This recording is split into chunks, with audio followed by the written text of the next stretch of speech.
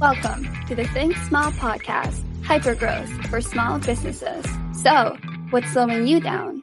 Well, hello, everybody. This is Rob Godlewski with the Think Small podcast. And today our special guest is Ameen Nassiri, the founder and CEO of SPS Worldwide. Ameen, Hello, thanks so much for joining me on the Think Small podcast today.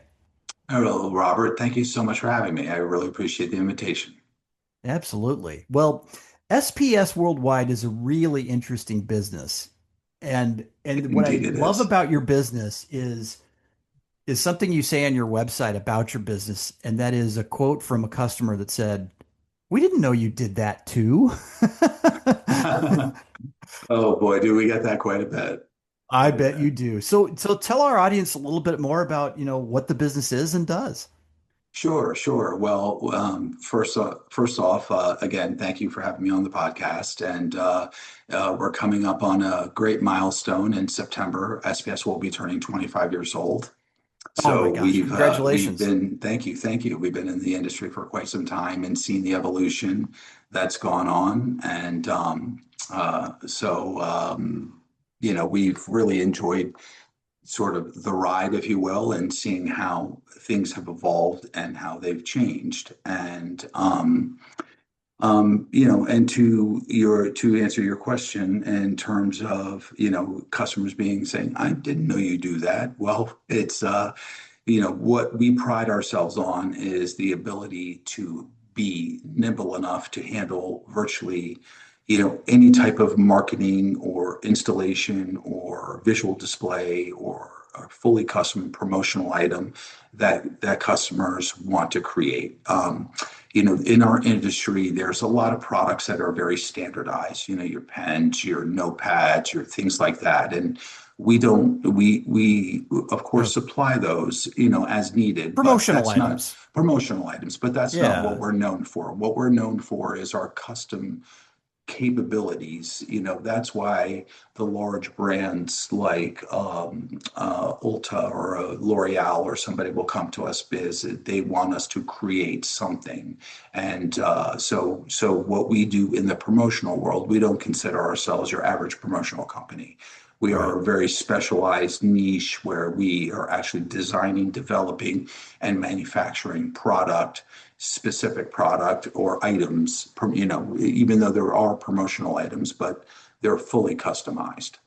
Right. And so And way past the traditional promotional items of pens and cups and stress balls, yeah, you're more into the visual experience and the retail environments and broader point of sale material, if you will, correct? 100%. And of course, we evolved into that. I mean, I started the company as, put your logo here type Oh, of sure. catalog back in the day. So I'm sure you received plenty of them, back in the Absolutely. early 2000s. And, but what I kept seeing in the market was so many people just trying to sell a pen that comes from one manufacturer. So at that point, you're just in a commodity bidding war, and Right. all they're doing. And so, what are you doing to differentiate yourself? What are you doing to make yourself not just, if you're selling cars. A car is a car is a car, but why is somebody going to buy a Toyota over a Honda, over a BMW, over a Lexus, or something to that effect? Sure. It comes down to number one, of course, the product and what it has, and then, how that item is marketed or that product is marketed to that buyer that resonates with this type of product. And so, we really dive deep into that, and that's how we create our programs. Because to your point, you know, just providing stuff is one thing, but understanding the theory and what motivates people and what is behind the giveaway. It's not just a promotional item, but it represents something about a company, a brand. And Right. that's what we really want to dive into because we want to represent our client, their brand, the way they want to be perceived in the market. And that's where And we so you have that our different touch to what we do and how we approach right. things. And so you've worked with some of the most, the largest luxury brands in the Yeah, world. we've been very, very fortunate and very grateful that we've worked with the best of the best, from Louis Vuitton, Gucci, Fendi, Prada, Mickey Moto, L'Oreal, Louis Vuitton, Bulgari. I mean, the list goes Oh on. my goodness, these are Nike. the highest of highest end brands. Absolutely, absolutely. That, We've been very fortunate. well, I mean, that is a far cry from place your logo here on this pen from Yeah, where you started. yeah. So tell us a little bit about your journey and how ultimately, came to found SPS Worldwide. Well, like a lot of businesses, it was born from a pain point. And Yeah. I was actually, I was in marketing, sorry, art major in college and Hmm. in graphic art. And back then I was walking through and back then you used to pull those little tabs. I know I'm dating myself now. It's like internship and, pull the phone number tab. And I did that and I went and I called them and I got an internship at a marketing company. And I started by packing boxes and making t-shirts, screens, embroidery machine, running embroidery machines. And then the three brothers that owned the company said, listen, we want you to move up to the offices. So I moved up to the offices and started working Hmm. as their executive assistant. And then they're like, you're going into sales. And I said, okay. And they're like, we Oh, want the Northeast to be your territory. I was born in Philadelphia and okay. went to college in Virginia. So I was just happened to be in Virginia, going to college and then working as an intern. So I started calling on the Philadelphia area. And back then, the Red Book was how you got your leads. We didn't have quite the Google that we had at the, in the, That's right. and especially now AI, forget it. But back then it was the Red Book, and I opened to Philadelphia, and the first company I saw was Boeing. And I was like, Awesome. and I'm 24 years old, and I was like, they make airplanes. They're a pretty big company. I should call on them. And I swear, ignorance is bliss, Robert. It's. I was too Yes, it is. young and dumb to know that I shouldn't be calling on them. So I picked up the phone, and the first thing I talked about was, because I'm from Philadelphia, was the Flyers. Say, hey, did you see the Flyers game last night? And I was like, what a game. And they were like, oh my God, came down to the wire and just right there connected with them. And I was like, and I had no plans to be there. It's like, I'm actually going to be up in Philadelphia next Tuesday. Do you have time for me to come by? They're like, I'd love for you to come by. And that was my first client, Oh my Boeing. gosh. Boeing, and they're still a client today. Are they really? Yeah, I'm still a client today. That's And incredible. 25 years ago and not yes, knowing any different and yeah. And a little feather in our cap, when Boeing merged with Sikorsky, we were the first company that we got an NDA, which was, that thick, publicly traded companies. And we were the first company to produce merchandise with their new logo when they added the swoosh to the Boeing logo when they merged with interesting. Sikorsky, and we did the grand promotion for them. Oh, fantastic. Well, that's Yeah, great. and honestly, that's what got my flavor. I was saying, this is special. This is, although be it, it's a standard product, but it's for a special event. So I started digging into what is Hmm. special. What does that mean? And the meaning behind what we do, rather than just here. Of course, I can position the company. We can provide any kind of merch you want. I mean, even the shirt that you're wearing with the logo on it. I could do that in, Sure. in in a minute. That's not a problem. But Right. what are we inevitably trying to achieve? What is the customer? What is Boeing? What is Aon Insurance? What is Louis Vuitton? What is Gucci, Fendi? What are they trying to achieve with this program? And that's what we dive into. So product is secondary to what it is that they're trying to accomplish. So in the world of marketing, I mean, your challenge is to communicate a brand's value proposition visually Yes. with and a lot of times with no words. Yeah. That's It's all look and feel. so, I mean, how did you get to found your own firm, SPS Worldwide?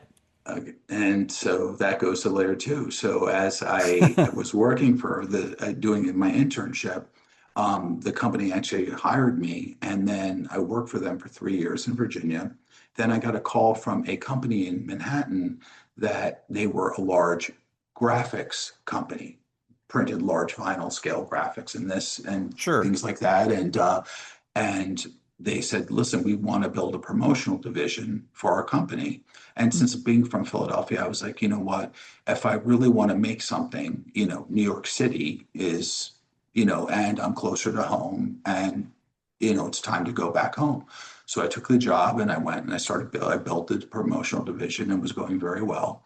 But the only person I really had respect for at that company was the CEO, Hmm. all the respect in the world. And unfortunately, he had gotten ill and we knew he was not coming back. And what I call the villagers that ran the company below him, I just did not have any respect. In the first sales meeting that I walked into with the new CEO, he said, I want all of you to go out and tell our clients how lucky they are to be working with us. And I stood up and I said, I'm sorry, but that is completely backwards. It's our privilege to serve our clients. They are the lifeblood of our business. And they're not lucky to be working with us. We're lucky to be working with them. And we need to show them appreciation. And we appreciate you, not that you should appreciate us. It's a two-way street. We have to show you the appreciation, do a good job, then they appreciate you for what you've done. And he was like, you know what? I want you to sit down, shut up. And I was like, you know what? I'm done. I quit. He's like, you can't. Wow. And I said, and I started walking out. I said, I told you to sit down. And I said, I told you I quit. I don't work for you anymore. And then I went back to my office and then it dawned on me. I was like, I just quit my job. And I called my dad and I was like, Dad, I was 30 years old. I was like, I just quit my job. And I was braced myself like this. And I heard good. And I was like, Wow. and he said, you, and I said, good. I said, well, what do you mean by that? And he goes, you don't need them as much as they need you. And you need to realize that. And I said, Hmm. okay. I said, so I hear you. And you know what? I agree with you. And I said, so what do I do next? He's like, son, what do you mean? What do you do next? He said, what did you just do? I said, I just did my job. He's like, no, no, no. What did you just do? I said, I just built a promotional division with company. He goes, do I need to tell you any further? And I was like, so you telling me to start my own company? He goes, son, you need three things: brains, excuse my French, balls, and cash. He goes, you have two of the three. How much do you need? That was my Oh dad. my gosh. I mean, And that's how I what a said, conversation with your father and not yeah. expecting to get yelled at basically for Oh, quitting your job. I had the phone over here. I thought I was getting a get, and he was just like, "Good for you." It wasn't so much that I quit my job, is that I stood up for what I believed in, and Sure. that was what he was proud of. He's like, you know what? Because he said, "You're absolutely right." And he was a doctor, and he's like, it was my Oh, privilege to serve these patients. It wasn't their privilege that they had me. It was my privilege to right. serve them. And that's why I did what I did, because I loved what I did. He goes, and you love what you do, so go do it for yourself, because nobody's going to do it better than you. And you don't need them to tell you what to do. So, And I mean, you probably knew in your heart that what you were doing was the right thing to do. Otherwise, you probably would not have done it. yeah. And honestly, It, I didn't think about it. I didn't have it planned. I just heard it, and it was just my reaction. I was yeah. just like, But this is getting that just all wrong. validation, especially from someone like your father. Well, I mean, especially from your father. I mean, Yeah. because Yeah. for me, my relationship with my father was very, very tight, and he was truly a very, very huge mentor of mine. And Oh, that's great. and not an easy one. I mean, he would call me out on my stuff, be like, and he always say when I would call and be like, this person, he's like, son, when you point the finger at somebody, you got three pointing back at yourself. Make sure you check yourself and you did the right thing before you go blaming somebody else. Interesting. So he said you had two or the three things you need to be successful in life. He obviously Yes, supported you with the third, right? And that was a little bit yes, of cash. yeah, yeah. And I asked him for $10,000, thinking like, oh my God, I'm asking for a lot. And I ended up, he said, and then a check for 20 showed up. Oh my gosh. He doubled your request. Yes. And He then had that much faith in you. he would not let me pay him back. So one day I went over to his investment account and I slid it in there and never told him. Oh, that's awesome. What a Yeah. great story. All right. Yeah. So now So SPS Worldwide is born. it's What born. happens next? I'm a solopreneur for a year and a half. I Yeah. literally was, it's because I didn't even know how to read a P&L. I knew nothing about running a business, having employees. So I said, you know what, I'm going to take some time. I'm going to learn. I worked 7 days a week. But I loved it, didn't, and this is the difference. My dad always said it to me. He goes, when you work 7 days a week and you don't feel like it, that means you love what you do. It means you have a career, not a job. Mm, And he goes, when you're looking at the clock, that's a job. He goes, when you yeah. start looking at the clock, choose something else. But so I dove into it and I just started learning. And then after maybe a year and a half, I hired my first person, then I hired my second person. And actually my third person that I hired is still with the company today. Oh my gosh, 20, 25 years 20, later. 24, 24. 24, you're right. Yeah, yeah. 24 years later. And Awesome. believe it or not, this is what I believe in. I hired this person as a bike messenger because back in New York back then we ever used to Oh, messenger things sure. over. I hired this person as a bike messenger, and today he is my right arm in the company. He actually handles my accounts. I leveled him up because I knew he could do it. Just like the people that I started in the internship Sure. leveled me up. I just knew it, and he's my right arm today. So, I mean, what I really like to ask my guests on the podcast or talk to me about it, and you and founding the business and running the business for the last 25 years. Clearly, you've had some times where, either it was an economic condition or something that Oh, caused a yes. downturn or a big contraction in revenue. How did you manage the business through that? Not only operationally, how did you continue to service the customers that were with you, but from an employee standpoint, how did you manage the employees, during a Well, downturn? you know, um, I can tell you one specific time that we had. It was a big downturn in the industry. It was around 2014, Hmm, the industry was going because we did a lot of regular print and we did a lot of banners and a lot of that, obviously with PDFs and the Xerox machine, a lot of things started getting eliminated and not sure. as much. So I really evaluated the company and it was a very, very tough call to do, but I actually cut the company in half to double this revenue.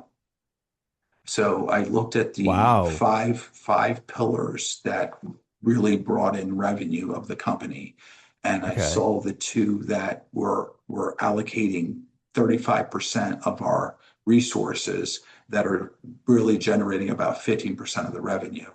And it was a very tough call, but I completely eliminated those two verticals and focused and leaned heavily into the three that were producing the revenue. And With and with and less yes, overhead. and in doing that, I went to my landlord and I said I'd like a different space. I negotiated with him. He was very, very accommodating. I said I want half the space that I have now. Hmm. And and unfortunately I had to let people go because Yeah. economically we couldn't support it. But in doing that, I was able to regroup, reset, and then move back into the market, leaning into the three things that really move the needle for the company.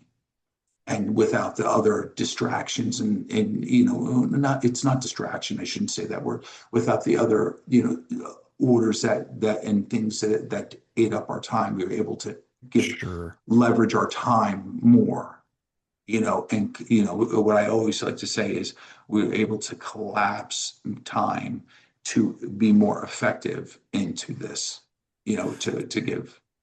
So by making a very difficult decision, not only about the business, but about some employees, you Not just, immediately but made the not just, business more profitable. not employees, team members, and Thank people you. that I Yeah, really sure. that I really cared about. But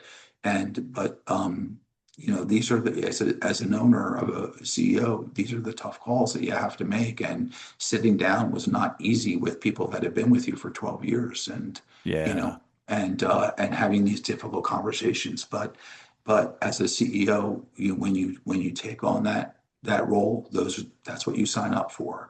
Right. Unfortunately, it's the good with the bad and the difficult, and you have your wins and you have your tough times. But I believe the role of the CEO is to do what is right for the greater good of everybody, Hmm. and it comes with making difficult decisions. But Right. but if you don't make those decisions, what's the alternative? Everybody misses out because then the company can't sustain. That's right. That's right. You So know, clearly it was a good decision, right? It was 11, 12 years ago that this happened, and the business is thriving, and it was the right decision for the business at the time, although as difficult as it was to make at the time. yes, So correct. flipping the script a little bit on that question then, talk to us about a time with that you experienced rapid growth and rapid revenue expansion. As you I and I both know, I mean, I the can tell you, challenges that come with rapid growth and expansion are much different and sometimes more impactful to a business than they are in times of contraction. yeah, So and tell us about that period. I have the exact time, and I can tell you. So COVID, obviously we live on shopping, so we were pretty much shut down. And Oh, so 2022, when I say shut down, I mean, there was no work coming in. In fact, most right. of the work was boarding up stores because of, you know, smash and grabs and things in the city and Oh different. gosh. So it was actually putting up Sure. just wood paneling on over because everything was shut down, especially up in the north. And but coming out of COVID in 21, as things started to reopen, it was the retailers that really paid attention to the market went double down to gain market share coming out of COVID. Hmm. And we went from like literally business dropping off a cliff to not even a V curve, but a straight line up.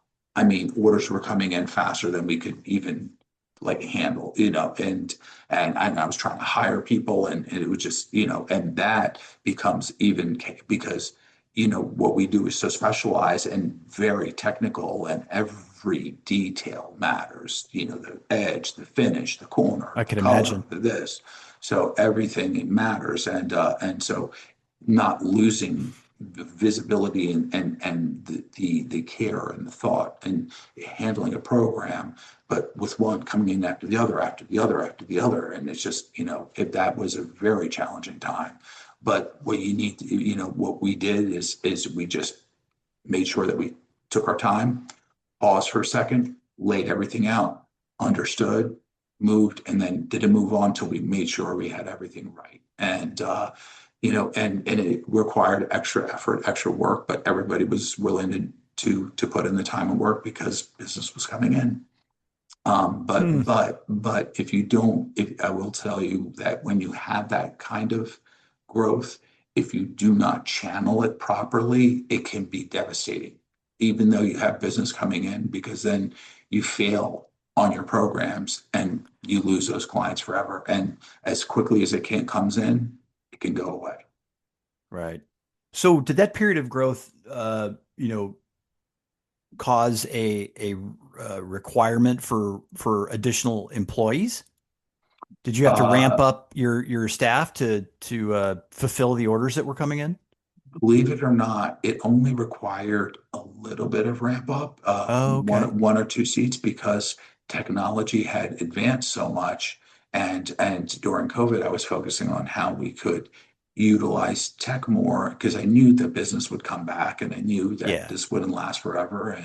And so I spent a lot of time in reorganizing our infrastructure and to be able to Okay. support it. So when we got in there, the tools that we had, helped facilitate us. And obviously in this era of AI now, that really, I know it's been going on for many years, but for a lot of people that it's really the past year, year and a half that they've, felt the like, okay, now I'm missing out. I got to really jump at it, and and we're implementing a lot of definitely a lot of workflows, a lot of operating systems in our operating system to be for lack of a better term, so Hmm. that to create efficiencies and it's pretty wild to see how like even myself, the stuff that I built to help facilitate my own work and decision making with AI has I'm probably 30 to 45% more output without with the same amount of effort, and so it's been again, and here's another critical time, Robert, that I'll tell you that this Yeah. is another critical juncture in a reinvention of companies.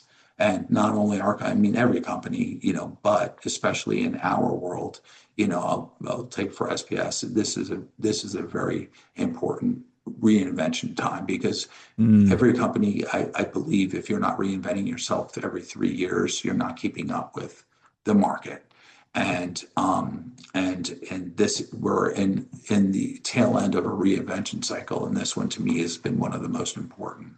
And thus far, we're seeing good results, and I'm very excited for what's laying ahead.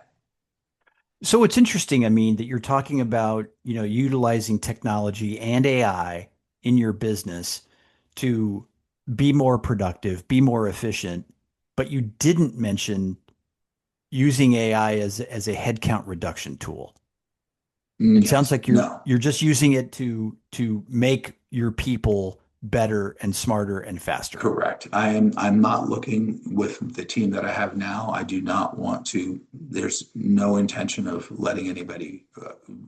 I'm not looking to implement AI. I'm implementing AI to help them create 10 more hours of space in their week. So one, they can have a little bit more work-life balance, life-work balance, Oh, and which they have. But I mean, even a little bit more, give them if they can save 10 hours of their time, I'll give them 3 hours to themselves and 7 hours to facilitating more to the company, yeah, and it's fair enough, and they love it, absolutely.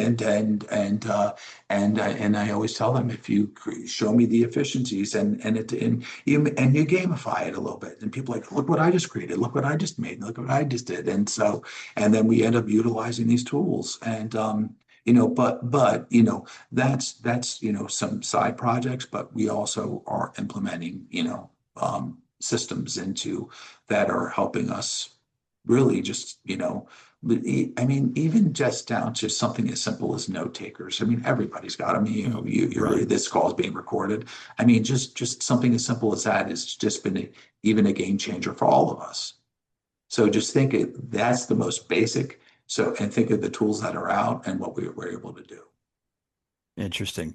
So let me back up in time a little bit because your business, right? Your customers rely on you to support an in-person visual retail experience, whether it's an event or an actual retail store environment.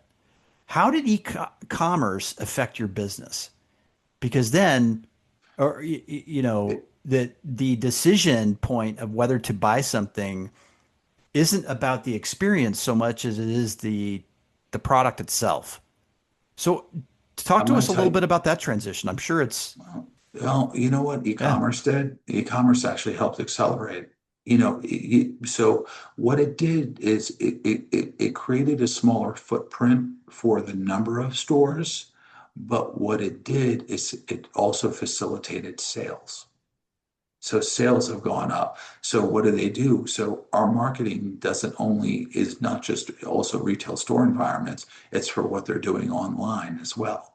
That's the promotional giveaways, things like that. So it's Sure. actually helped facilitate. And then also when people buy online, when you're about to buy something that's in excess of 5,000, when you get these high-end brands, if you're going to spend $5,000 on a handbag, unless you know that handbag, you're going to the store and you're going to hold it and you're going to Well, feel that's it. a very And, good point. You you are know, dealing with Some pretty Yeah. high-end retailers I and mean, clientele. So and again, and some of these retailers, that's an inexpensive handbag. I right. mean, some of these, I mean, you shoes, your necklaces. I mean, you're talking about exchanges of, sometimes excess of 10 million, $20 million sales. Easy. Oh my gosh. I mean, if you think, I mean, just think of some of these brands like Van Cleef Arpels. Think of some of the diamonds that they have in there. Just the Very diamond true. Very itself. true. I mean, so that experience, if I mean, you're not going to spend, you know, millions of dollars on a diamond without going and seeing it in person and having that experience while you're in store of that white Absolutely. glove and that the value of that you're coming in. Well, that makes a lot of sense, right? The higher the value, the less But impacted you are by e-commerce. yeah, in fact, the more you want that import person experience, to be perfectly honest. And in Interesting. the age of AI and now in generating AI, what I'm actually seeing, and again, it's just my own vision, is that people are now craving more human interaction because think about it, we came off of COVID. I know certain areas were more open, but if you were in the north or out west, I mean, you were confined for 2.5 years. So then you Right. come out of COVID and now you have AI. And so AI has replicated a lot of in-person, or communication. So now people are actually craving more in like connection. I'm really glad you said that because something that I've noticed on these podcast discussions with CEOs and business leaders like yourself is everybody is very bullish on the use of AI, not only from their own standpoint, but sometimes from their customer standpoint. And they're looking forward to AI to, again, not look at it as a headcount reduction tool, but they're also looking at AI to help them to give them more human connection time Yes. with their customers and clients. And I find that almost a diametrically opposing concept, but I love it because you're not the first person to mention that as a possibility here. Yeah. I mean, as we're speaking now, I have agents running, doing work that as soon as we're done and we hang up, that I'm going to be sending to my clients Right. and then getting on the phone with them and reviewing and this is what I'm talking about. And I'm not letting AI send it out and then have a voice agent talk to them. No, I'm going to get on the phone with them and talk through it with them because that human interaction and them hearing my voice and that confidence that I'm going to instill that Right. when I say, listen, yes, we can do this, or no, we can't, they respect that and this can't be done. And I tell them why, because a mold can't, whatever reason, technically it cannot be Sure. produced. And so here are our options. And thank you so much. That's great. And and talking through that's what really, so if you can facilitate to get to the conversation, great, but never lose that conversation, in my Interesting. opinion. You So, I know, mean, what does the next 3 to 5 years look like for SPS Worldwide? What does the future hold for the business? I will tell you that it will look a lot more digital. Definitely look a lot more digital. Displays, interactions, environments will definitely have a lot more tech infused. Mm-hmm. Certain thing, it'd be. I mean, look, when you can replicate, when you can put in a window and have it continually change rather than static, it's a whole different Right. ball game. Right. So you're going to see a lot more technology infused into displays, but you will still see a lot of the old world craftsmanship because, again, in the age of AI, when you buy a very luxury high-end pair of shoes, you still want to see that it was made by hand. It wasn't made by a machine that was managed by AI and Right. agents and this and that. You want to know that that was actually sewn by somebody, and because that's the quality that it's handmade. Right. I mean, that's supposed to give an extra value to something, Interesting. right? I mean, when you hear handmade, value immediately your mind goes up. So that better be handmade. Right. So more of a digital, more fluid, more motion experience, but in the same environment as a traditional, Yeah. visual experience Yeah, used to provide. Interesting. That's great. absolutely. So what could possibly be stopping you from, reaching your growth goals?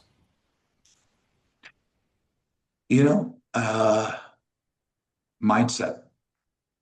Whether you think you can or you think you can't, you're right either You're way. right. And that's, I'm sorry, now I forget it because I know that's a quote and I forget. You probably know the quote where that quote comes from. I It's wish I H, remembered that, but yeah, but you know who the author of the quote is. But whether you think you can or you can't, either way, you're right. that's And right. it's mindset. And honestly, there are always, you talk about there was a time, there's always challenges in the market. There's challenges in your market. There's, even, getting podcast guests and them not showing up and things like that. I Of mean, course. like, I booked this time, and there's always going to be the challenges, but it's how you handle it, the mindset that you keep, and just keep that momentum, because, you know, enthusiasm is contagious, and so is momentum. The more momentum you build, the more momentum you'll get. Very interesting. So, Ameen Nassiri, do you have any last words of advice for our podcast audience about navigating a small to mid-sized business, through the various Yes. challenges in its lifespan? I will say, number one, don't be afraid to chase your dreams, because whether you fail or it's not a failure, it's a lesson. It's only a failure if you give up. Otherwise, it's a lesson to tweak and improve and just do it better the next time. And then if it doesn't work out the next time, now you have another lesson to make it better. But never give up on your dreams and go after Hmm. it. And I will always, and don't be, and everybody's so afraid of AI, replacing jobs. What I will say is that people who do not have AI skills will not will be replaced. So level up your skills. Make sure Right. that you have them, but don't be afraid of being, because if you're that much more productive, you're going to be that much more valuable. Outstanding. I mean, this has been a great conversation. We really appreciate, digging into, taking a peek under the cover, so to speak, of Yeah, SPS and Worldwide. I thank you for taking the time to invite me on the podcast. Thank you so much. Absolutely. Ameen Nassiri, founder and CEO of SPS Worldwide. Thank you for your time today. Thank you, everybody. Cheers. Welcome to the Think Small podcast, hypergrowth for small businesses. So, what's slowing you down?